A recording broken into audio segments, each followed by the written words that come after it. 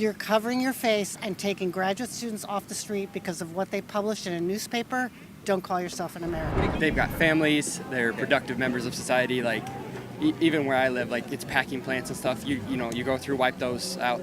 Those business owners, they don't know what to do after that. Without immigrants in this country, we have nothing. And Donald Trump would like to get rid of a lot of the immigrants in this country. We have a couple more clips from the MAGA street interview guy we've covered and debunked a few times the last couple weeks, this time on immigration. I find it funny to debunk these kind of from their perspective rather than covering like the good liars from a liberal perspective. So if you can, leave us a like on the video. It helps us out a ton, gives us a boost in the algorithm. We love growing as a channel. We have been, all thanks to you guys, and let's get right to it. They've got families, they're productive members of society, like even where I live, like it's packing plants and stuff, you go through, wipe those out. Those business owners, they don't know what to do after that. Like, like they're in a pickle, you break up families, you destroy things, and then... Well, this is a really big topic. We've touched on this a bit. I don't want to bombard you here, but what should the punishment be for entering the country illegally? That's tricky.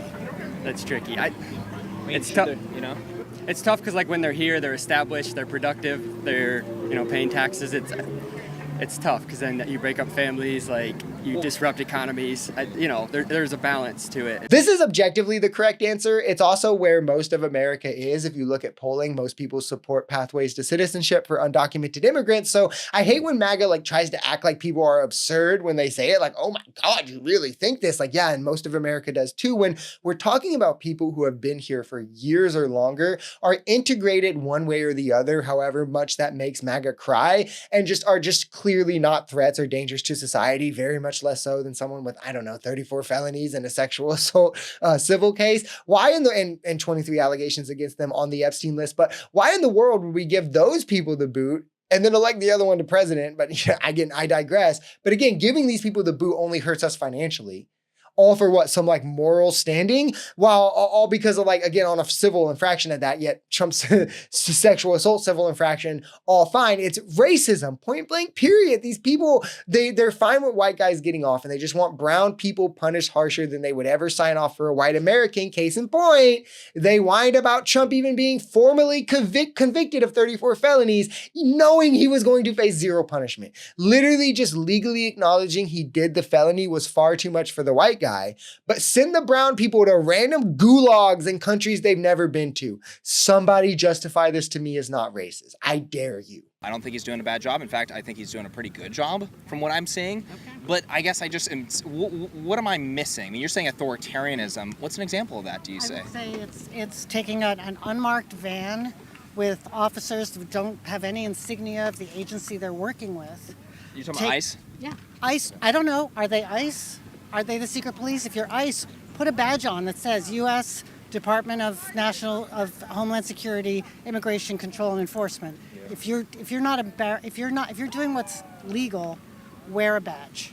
Yeah. If you're covering your face and taking graduate students off the street because of what they published in a newspaper, don't call yourself an American. I don't know, Trump consolidating power under his office by overstepping the co-equal branches, taking powers granted to Congress like the Impoundment Control Act, defying the courts, directly attacking multiple facets of the Constitution, the 14th, the 1st, the 5th Amendment, among others, possibly the 22nd if he goes through with his ramblings, walking the National Guard into only blue cities, mobilizing the Marines into the streets of America, right? Against the governor's wishes at that, attempting to steal the 2020 election, musing about staying in power again in 2028. All authoritarian actions by Donald Trump. But sure, guys, total news, fake news, take it down, right? But and targeting his political enemies legally as well, since that's the one that MAGA complains about so much. They obviously care about that and think it's wrong, right, MAGA? Without immigrants in this country, we have nothing. And Donald Trump would like to get rid of a lot of the immigrants in this country. Without immigrants or illegal immigrants? Immigrants, illegal or not. Do you guys think that exploiting cheap illegal labor is the right thing to be doing? Of course not. Of course not. Pay living wages. Drive an economy around living wages. The opposite of what you're saying there. You're saying we need to bring in illegal immigrants to do jobs. No, you were talking about on-farm pickers? Where's the indication that agriculture wants to pay people a fair wage? Pickers? Okay. There's like 2.5 million of those people on farm in the United States. Over the last 4 years, we brought in like minimum 10 million illegals. So we have more than enough of those people. So is that a good reason for, having 25 million illegals in the country? You understand that the agriculture industry is complaining to the Trump administration. I've always found it crazy that this is a MAGA argument they love to go to, and they really see it as a gotcha because like it falls apart so quick.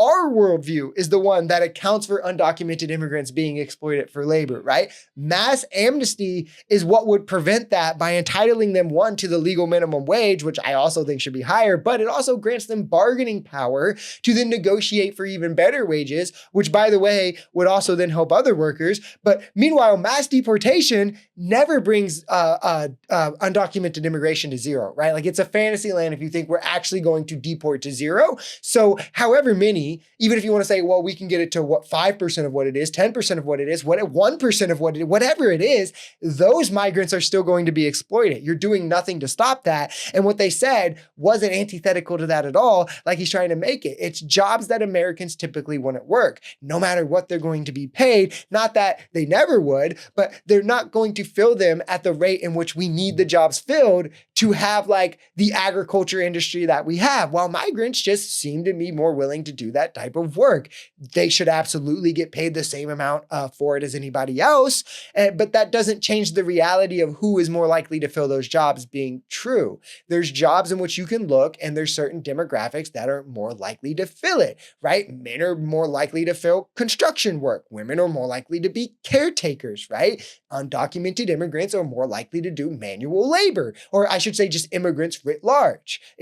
I don't get what's controversial about that. Pay everyone the same, pay women the same, pay everyone the same work for the work as you would anybody else though.